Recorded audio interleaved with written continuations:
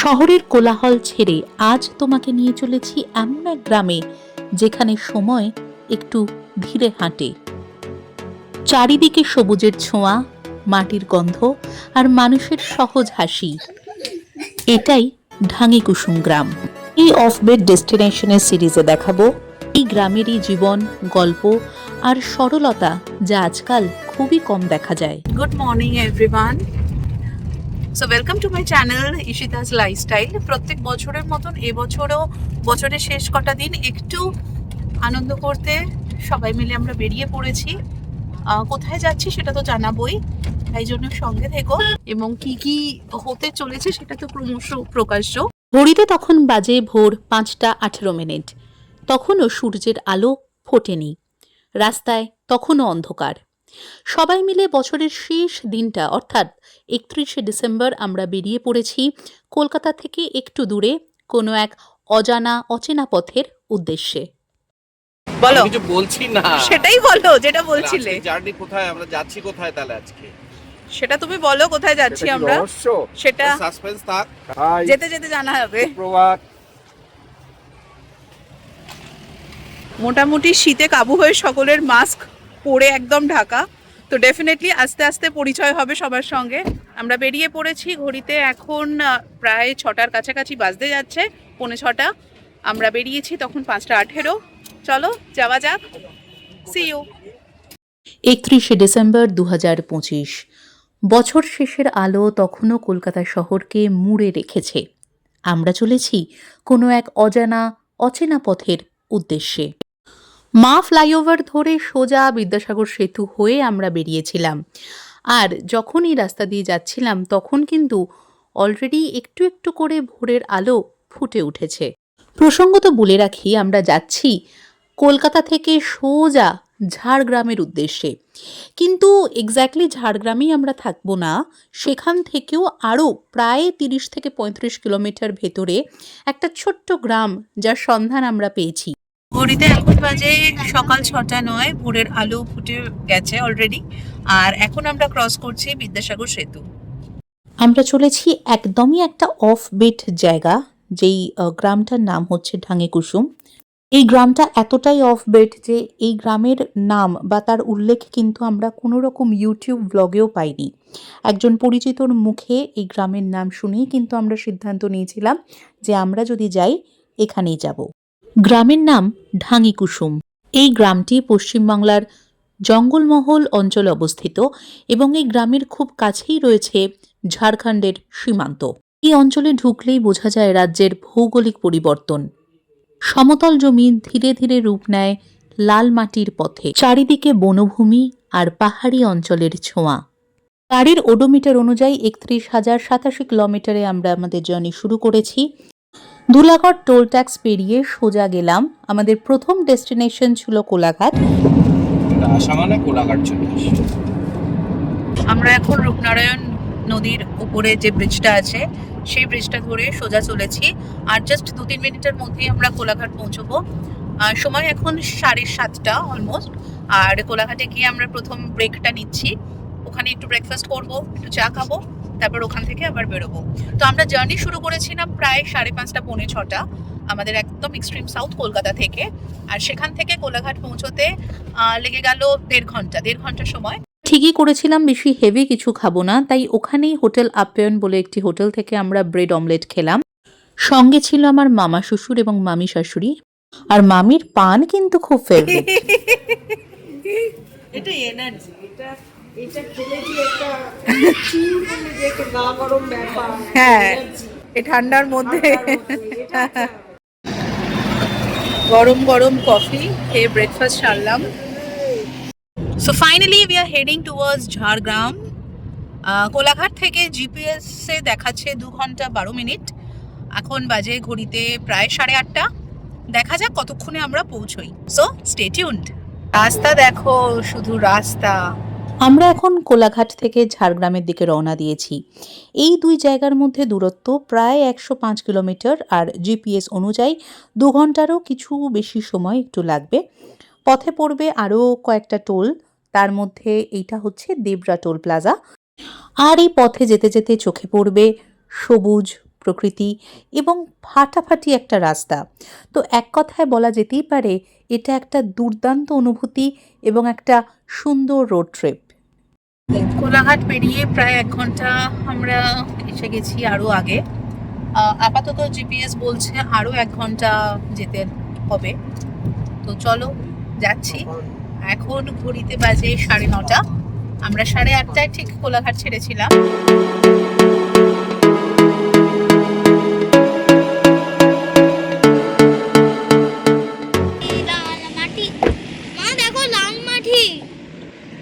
এটা খুলতে খুলতেই ঠান্ডা হয়ে, তাও এটারই মজা। যাই হোক যতটুকুনি পাওয়া যায়। এরকম জায়গায় দাঁড়িয়ে কফি পাওয়ার মজাই আলাদা।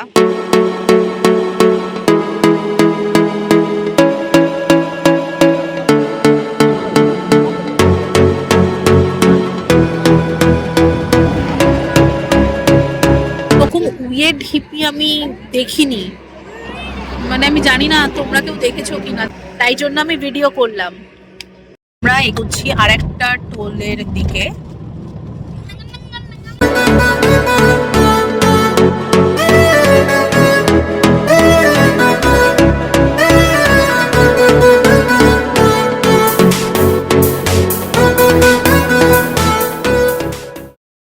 আমরা এখন কোথায় যাচ্ছি? জঙ্গল আছে কি? ঘন জঙ্গল। তা তুমি ভয় পাচ্ছ না? এইসব দেখে ভয় পাই না। তাহলে তুমি কি দেখে ভয় পাও? কোনোই কিছুতে আমি ভয় পাই না। কোনো কিছুতেই ভয় পাও না? আচ্ছা, আর ভূতের? তো ছাড়ো। আচ্ছা, আজ রাত্রেবেলা কিন্তু ভূত আসবে পাপান জঙ্গলের মধ্যে। হ্যাঁ, সে দেখে নেবো আর সে বিয়ে করে নেবো। ভূতকে কে বিয়ে করে? এটা ভালো বলেছে। ভূতকে কে বিয়ে করে পাপান? মানুষরা কোন মানুষ ভূতকে বিয়ে করে? হ্যাঁ, জাগ্রত করতে পারবে না, বিয়ে করে। জাগৃত মানুষ। হ্যাঁ, আচ্ছা ঠিক।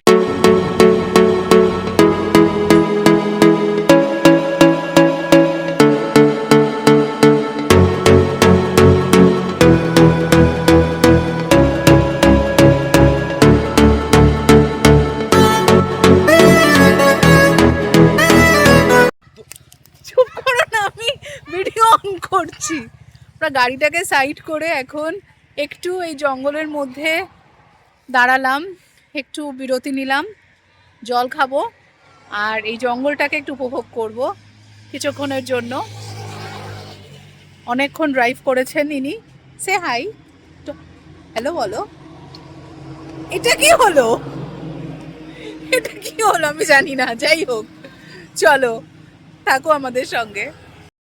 আমি আগের ওয়ে ঢিপিটা দেখি একটু ভয় পেয়ে গেছিলাম, সেটার ভিডিও আমি দেখিয়েছি।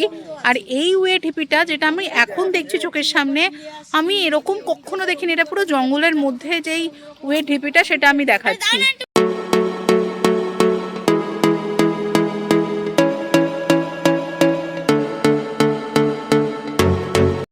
এইটা ছিল লোধাশুলির জঙ্গল। এই জঙ্গল দিয়ে আমরা সোজা পৌঁছে গেছিলাম ঝাড়গ্রামে। এবং আমরা যদি আমাদের রুটটা বলি, কলকাতা থেকে আমরা কিভাবে এসেছি সেটা আমরা স্ক্রিনে দিয়ে দিলাম। জঙ্গলের ভেতরে এরকম এলিফ্যান্ট ক্রসিং এর বোর্ড লাগানো আছে, মানে ধরা যেতেই পারে কি যখন তখন এখানে একটু রাতের দিকে হয়তো বা সন্ধ্যের দিকে হাতি বেরিয়ে আসতে পারে। সকালের দিকটা হয়তো বেরোয় না, কারণ এত গাড়ি ঘোড়া চলে, কিন্তু রাতের দিকে হয়তো বেরিয়ে আসতেই পারে। এইসব দেখতে দেখতে আমরা পৌঁছে গেছিলাম আমাদের প্রথম ডেস্টিনেশন, যেটা আমরা ভাবলাম সেখানে দেখব গিয়ে, কিন্তু ট্যুরিস্টদের জন্য এই রাজবাড়িটায় বন্ধ থাকে, তাই জন্য বাইরে থেকেই দেখতে হলো। এটা হচ্ছে ঝাড়গ্রাম রাজবাড়ি। আসল রাজবাড়িটা এটা, যেখানে কিন্তু স্টেও দেয় না। এটা জাস্ট একটা ব্যক্তিগত সম্পত্তি এবং যেটা দর্শনীয় স্থানও নয়। তো আমরা এখানে এসে শুনলাম যে চিল্কিগড়ের রাজবাড়ি যেটা আছে সেটা অনেক কাছ থেকে দেখা যায়। তো চলো দেখা যাক চিল্কিগড় রাজবাড়িতে আমরা যেতে পারি কিনা। আমরা আবার গাড়ি ঘুরিয়ে যাচ্ছি চিল্কিগড় রাজবাড়ির উদ্দেশ্যে, দেখি ওখানে পৌঁছতে পারি কিনা। তো এখান থেকে সোজা গিয়ে ডান দিকে একটা রাস্তা ঢুকে যাচ্ছে, যেটা আরও আর একটা ফেমাস স্পট আছে ওখানে, কনক দুর্গার মন্দির। তো ওই রাস্তার দিকেই পড়বে নাকি। এখান থেকে প্রায় 15 কিলোমিটার ভেতরে ঢুকে পড়বে চিল্কিগড়। চলো দেখা যাক, এখানকার স্থানীয় যারা তাদের কথা শুনে মানে যাচ্ছি এবং তাদের কথার উপর ভরসা করে যাচ্ছি। কত দূর যেতে হবে জানি না, আর গিয়েও কি দেখতে পাবো জানি না, তাও চলো, অ্যাডভেঞ্চার যখন করতে এসেছি অ্যাডভেঞ্চার তো করবোই। Zamboni 10 kilometre. জামবনির পরেই হচ্ছে ওই চিল্কিগড়।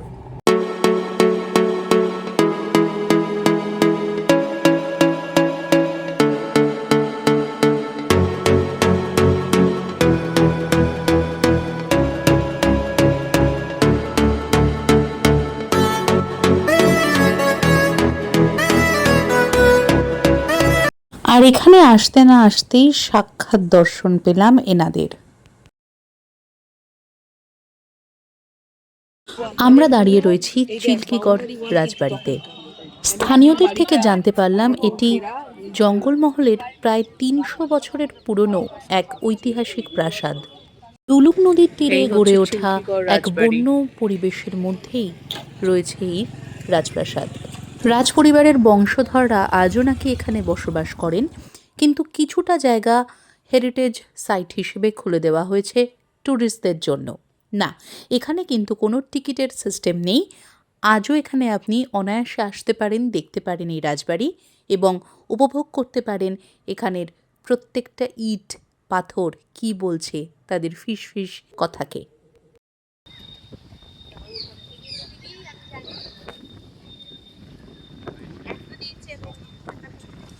তো সুন্দর স্থাপত্য, কিন্তু কোনো মেনটেনেন্স নেই। এখানে মন্দিরটা শুধু দেখুন, আর্কিটেকচারটা। এবং এখানে আমি সামনে যেই রাজবাড়ির আর একটা প্রবেশদ্বার দেখাচ্ছি, সেটাও সাংঘাতিক সুন্দর, এত সুন্দর আর্কিটেকচারাল স্ট্রাকচার।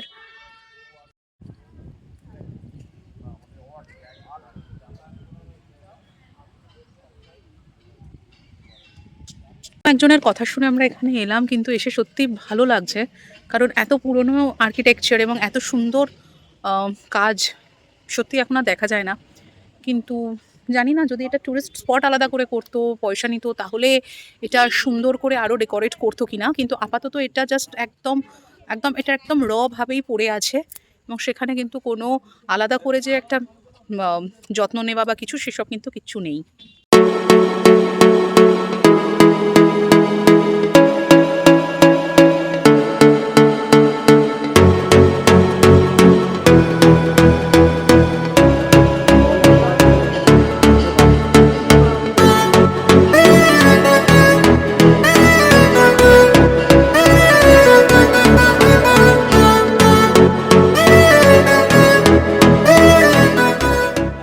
আমরা এখান থেকে বেরিয়ে যাচ্ছি, আমরা চলছি একদম স্ট্রেট রিসর্টে।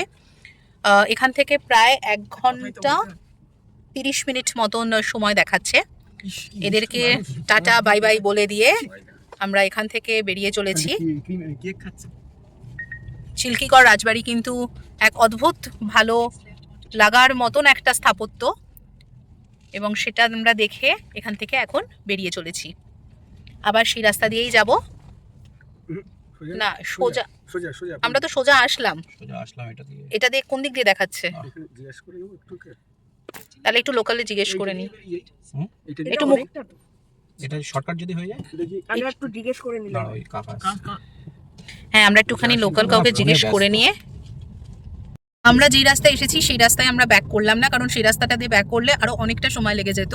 তো আমরা এখন তারই পাশ দিয়ে আরেকটা যে রাস্তা গেছে, যে রাস্তাটা আমি দেখালাম, মোড়টা থেকে আমরা যেদিক থেকে বাঁদিকটা নিলাম, সেদিক দিয়ে আমরা সোজা চলে যাচ্ছি এখন বেলপাহাড়ি কাঁকড়াজোড়ের দিকে। প্রায় 37 কিলোমিটার এখান থেকে।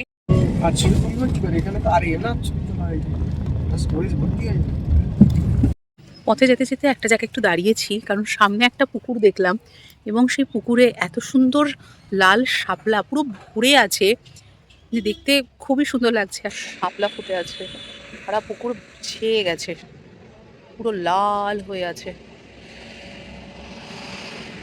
সুন্দর লাগছে দূর দূরান্ত অবধি, যত দূর চোখ যায় দূর দূরান্ত অবধি। দেখো, যত দূর চোখ যায়, আমি যতটুকুনি পারলাম জুম করে দেখানোর চেষ্টা করছি।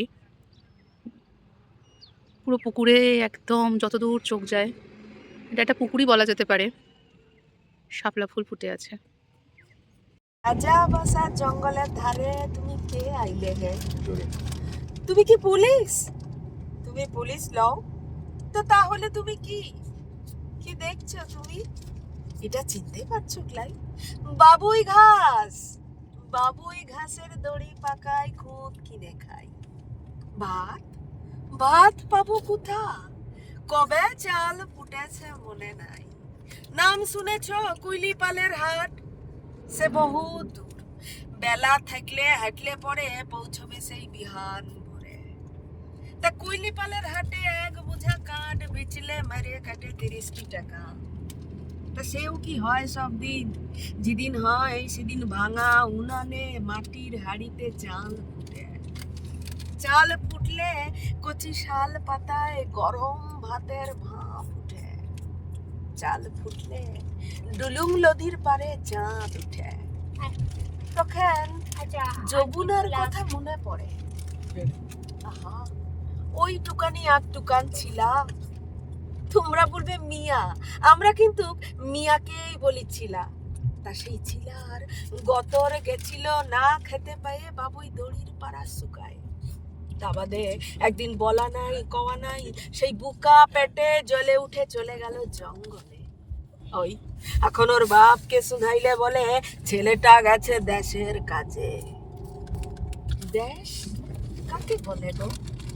সেই দেশের আবার কাজটা কি বুটে?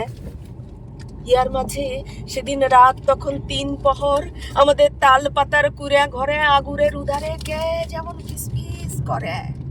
তুই কাঁদিস কিনে মা? মা তুই কাঁদিস কিনে? আমি লড়তে গেছি জঙ্গলে। ঘুমের ঘরে ধরপর করে উঠে আগর খুলে দেখি চারিদিকে ফি ফুটছে জ্যোৎস্নায়। কেউ নাই, কেউ কোথাও নাই। তখন দূরে, কত দূরে পাহাড় কোলের উধারে, জঙ্গলের উধারে গোলাগুলির শব্দ ছুটে। আর সেই শব্দে হট্টেটি করে ডানা ঝাপটায় লাকারে উঠে টিটি পাখির দল। ডর করে, আমার বড় ডর করে। আর এই কবিতা শুনতে শুনতে ফাইনালি আমরা পৌঁছে গেছিলাম আমাদের হোমস্টেতে। এরপর কী করেছি সেটা থাকবে আমাদের পরের ভ্লগে। সঙ্গে থেকো, ভালো লাগলে সাবস্ক্রাইব করো।